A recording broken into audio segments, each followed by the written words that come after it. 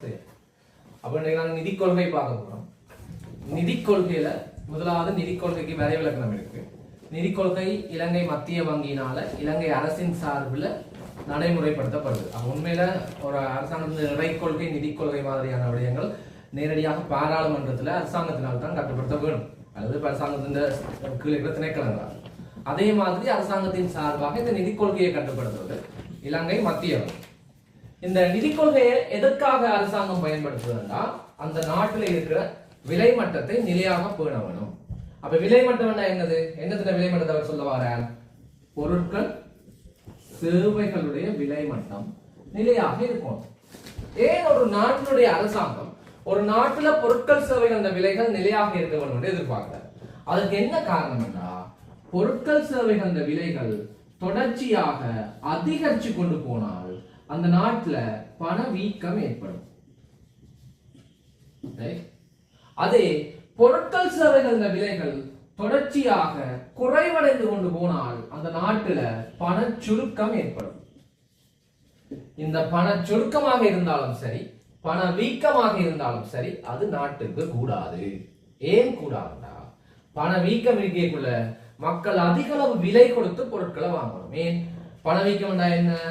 பொருட்கள் சேவைகள் விலை தொடர்ச்சியாக என்ன செய்யறது போகுது? அதிகரிச்சு கொண்டு போகுது. அப்ப விலை அதிகரிச்சு கொண்டு போடுதுன்னா அங்க இருக்கிற நுகர்வோர் அதற்கு அதிக அளவு விலை கொடுக்க வேண்டி வரப்போகுது.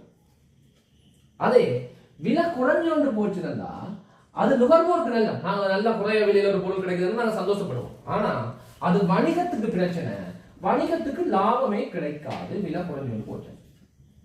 அப்ப விலை குறைஞ்சாலும் விலை கூடினாலும் நுகர்வோரும் பாதிக்கப்படுவினும், மக்களும் பாதிக்கப்படுவினும். சாதாரண மக்கள் நான் சொல்றேன், அல்லது நுகர்வோர் பாதிக்கப்படுவினும் சொல்லலாம், அல்லது அந்த நாட்டுடைய வணிகங்கள் பாதிக்கப்படும். இப்ப வணிகங்கள் பாதிக்கப்பட்டாலும் அந்த நாட்டுக்கு கூடாது, மக்கள் பாதிக்கப்பட்டாலும் அந்த நாட்டுக்கு கூடாது. ரைட்? அப்ப ஒரு விலை ₹1 2 கூடுது குறையுதுன்னா பிரச்சனை. ஆனா பாரிய அளவுல விலைகள்ல மாற்றம் ஏற்படக்குள்ள அது கட்டாயம் இந்த ரெண்டு தரப்பினரையும் பாதிக்கும் என்றதால அந்த நாட்டுல விலை கூடவும் கூடாது குறையவும் கூடாதுன்றதுக்காக அந்த நாட்டுடைய அரசாங்கம் நிதி கொள்கையை உருவாக்குது. அப்ப இந்த நிதி கொள்கையின் நோக்கம் அந்த நாட்டுல விலை மட்டத்தை நிலையாக கொண்டது. ஒரு நாட்டினுடைய பொருளாதாரத்துல விலை மட்டத்தை நிலையாக கொண்டது. அப்ப இந்த விலை மட்டத்தை நிலையாக கொண்ட இந்த நிதி கொள்கையை இலங்கை நாட்டினுடைய அரசின் சார்பாக இலங்கையினுடைய மத்திய வங்கி கட்டுப்படுத்துது. ரைட்?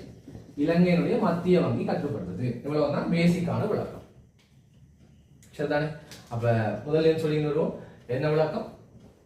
இலங்கை அரசின் சார்பாக நிதி கொள்கை மத்திய வங்கியால் கட்டுப்படுத்தப்படுது. பொருட்கள் சேவைகள் அந்த விலைகள் தொடர்ச்சியாக அதிகரிச்சு போனா பண வீக்கம், தொடர்ச்சியாக குறைவடைந்து போனா பண சுருக்கம், அதனால நுகர்வோரும் பாதிக்கப்படுவினும் வணிகங்களும் பாதிக்கப்படும். இது நடக்கக்கூடாதுன்றதுக்காக மத்திய வங்கி இந்த நிதி கொள்கையை பயன்படுத்துது. சரிதானே? இது விளங்கிச்சுன்னா உங்களுக்கு நிதி கொள்கை பேசிக் வரை விளக்கம் நோக்கம் விளங்கியிருக்கும். சரி, கவனிங்க. அப்ப முதலாவது நாங்கள் இலங்கை இந்த மத்திய வங்கி நிதி கொள்கையை நடைமுறைப்படுத்துது. நிதி கொள்கை என்ன, அதுக்கு அது ஏன் அந்த நோக்க எந்த நோக்கத்துக்காக நிதி கொள்கையை நடைமுறைப்படுத்தி நம்ம எல்லா விளக்கமும் பார்த்தாச்சு. இப்ப எதனூடாக இந்த நிதி கொள்கையை நடைமுறைப்படுத்தணும்? ரைட்? நிதி கொள்கையை நடைமுறைப்படுத்துறதுக்கு நிதி கருவிகள் ஒரு விஷயத்தை பயன்படுத்தணும்.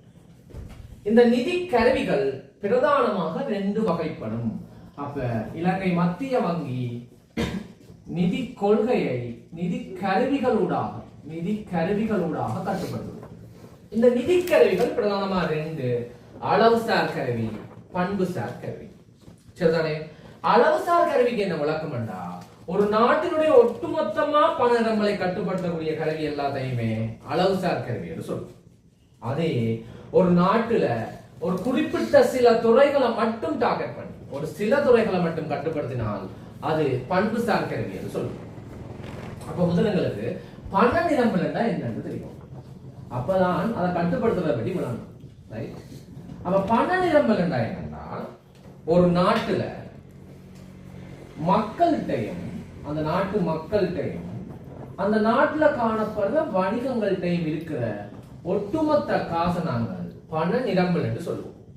அப்ப ஒரு நாட்டுல மக்கள் 1000 கோடி ரூபாய் வச்சிருக்கிறோம், அந்த நாட்டில் இருக்கிற வணிகங்கள் 1500 கோடி ரூபாய் வச்சிருக்கு. இப்ப அந்த நாட்டினுடைய பண நிரம்பல் எவ்வளவுன்னு கேட்டா உங்களோட விட எவ்வளவா இருக்கும்?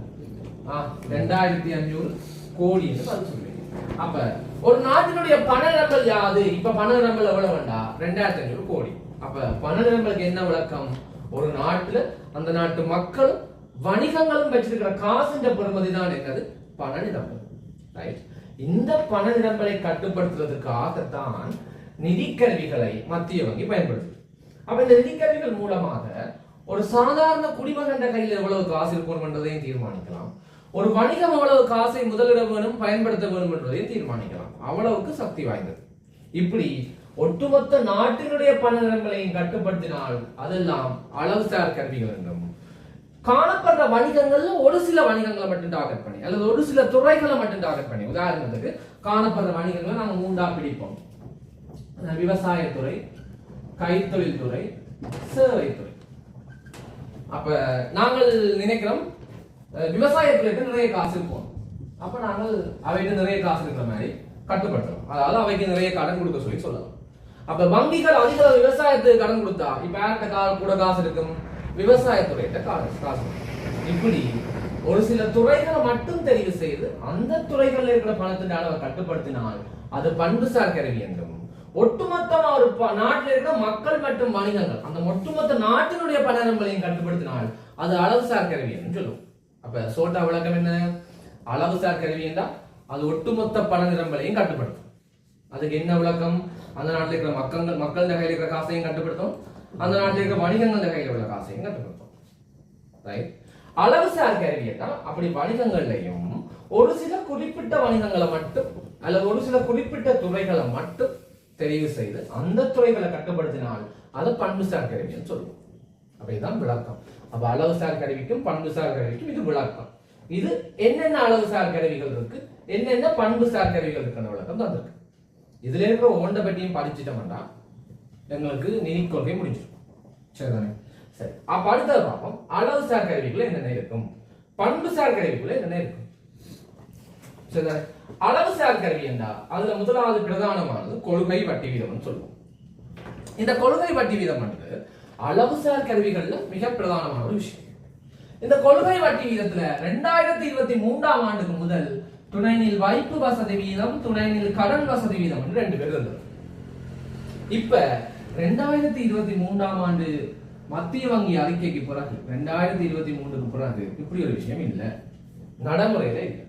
மக்கள் பயன்படுத்துறதும் இல்லை, வங்கிகள் பயன்படுத்துறதும் இல்லை. சரிதானே? 2023க்கு பிறகு இப்ப நடைமுறையில் இருக்கிறது 2 தான் கொள்கை வட்டி வீதத்துல. ஒன்று வங்கி வட்டி வீதம், 2வது ஓரிரவு கொள்கை வீதம். சரிதானே?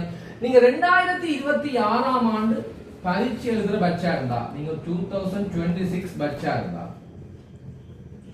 நீங்க 2024 வந்த மத்திய வங்கி அறிக்கை என்ன செய்திருப்போம்? வடிவா படிச்சிருப்போம். அப்ப 2024ஆம் ஆண்டு மத்திய வங்கி அறிக்கையின் அடிப்படையில் என்னென்ன நிதிக்கருவிகள் இருக்கின்ற விவரம் தான் இங்கு தரப்பட்டிருக்கு. அப்ப இது எந்த வருஷத்தின் அப்டேட்? 2024 அப்டேட். ரைட். அப்ப நீங்க 26ல பரீட்சை எழுத போற ஒரு பிரிவா இருந்தா நீங்கள் 2024ஆம் ஆண்டு மத்திய வங்கி அறிக்கையில அளவுசார் கருவி, பண்புசார் கருவி என்னென்ன, அதுக்குள்ள இருக்கிற உள்ளடக்கம் என்னன்றதான் நாங்க பார்த்தோம் போகணும். இந்த கேள்வி இதுக்குள்ளதான் நமக்கு வரப்போம். சரிதானே? அப்ப 2023ஆம் ஆண்டுக்கு முதல் துணைநில் வைப்பு, துணைநில் கடன் இருந்தது கொள்கை வட்டி வீதத்துக்குள்ள. இனிமேல் துணைநில் வைப்பு, துணைநில் கடன் இல்லை. அதுக்கு பதிலாக இப்ப என்ன இருக்கு? வங்கி வட்டி வீதம், ஓரிரவு கொள்கை வீதம். ஆனா நிதி அறிக்கையிலேயே தெளிவா சொல்லியிருக்கிற துணைநில் வைப்பு, துணைநில் கடன் வசதி வீதங்களை வணிக வங்கி பயன்படுத்தாது. ஆனா இன்னும் மத்திய வங்கி தொடர்ச்சி என்ன செய்து பயன்படுத்தி கொண்டிருக்குது. அப்ப நாங்கள் படிக்கக்குள்ள 4 பற்றியும் என்ன செய்வோம்? படிப்போம். அப்பதான் விளங்கும் என்ன விஷயத்தை படிச்சு கொண்டிருக்கிறோம். அதுக்கு பிறகு நியதி ஒதுக்கு வீதம், திறந்த சந்தை தொழிற்பாடு, கழிவு செய் விகிதம் சொல்லி மிச்சம் இன்னும் 3 விடயம் இருக்கு. அளவுசார் கருவிகள், பண்புசார் கருவிக்குள்ள 4 விஷயம் இருக்கு. இந்த 4 தான் பிரதானமான பண்புசார் கருவி. ரைட். மெயினான பண்புசார் கருவி. இதுல மீள் நிதிகள் சொல்லி ஒரு சிறப்பு கருவியும் இருக்கு. ஒரு சிறப்பு கருவி தான் மேலதிகமா பயன்படுத்துற ஒரு விஷயம் இந்த மீள் நிதிகள். ரைட். அப்ப மொத்தம் அளவுசார் கருவி என்றா என்ன, பண்புசார் கருவி என்றா என்ன, அளவுசார் கருவிக்கு என்ன விளக்கம், பண்புசார் கருவிக்கு என்ன விளக்கம் என்று பார்த்தாச்சு. கொள்கை வட்டி வீதத்துல 2023க்கு முதல் இருந்தது என்ன, 2023க்கு பிறகு இருக்கிற விஷயங்கள் என்னென்ன, 2024ஆம் ஆண்டு அப்டேட் படி எங்க நிதி கொள்கைகள் என்னென்ன இருக்குன்ற கம்ப்ளீட் விளக்கம் இதுல இருக்கு. அப்ப உங்களோட நோட்ஸ் இருக்கா, நீங்க பழைய செக் பண்ணிக்கொள்ளுங்க. அப்ப நீங்க படிக்கக்குள்ள, நீங்கள் நிதி கொள்கை படிக்கக்குள்ள 2023 அப்டேட் படி தான் நீங்க படிச்சிருப்பீங்க, ரைட்? அது முடிஞ்சு, ரைட்? அதன்படி உங்களுக்கு கேள்வி வராது. நீங்க படிச்சுட்டு இருக்கீங்க 2024ஆம் ஆண்டு நிதி அறிக்கை வந்திருக்காது, மத்திய வங்கி ஆண்டறிக்கை வந்திருக்காது, ரைட்? அதனால நீங்க அதை பற்றி படிச்சிருக்க மாட்டீங்க. ஆனா இப்ப நாங்க அதை படி வந்துட்டு இல்லை 2024ஆம் ஆண்டு முடிய நிதி அறிக்கை, அப்ப அதன்படியான அப்டேட் இதுதான். அப்ப நீங்க 2023ஆம் ஆண்டு எழுதின நோட்ஸை இப்ப போர்ட்ல தந்திருக்க விடயங்களை ஒப்பிட்டு பார்த்து இதுல நீங்க மேலதிகமா எழுத வேண்டிய விஷயங்களை எழுதிக்கொள்ளும். சரி.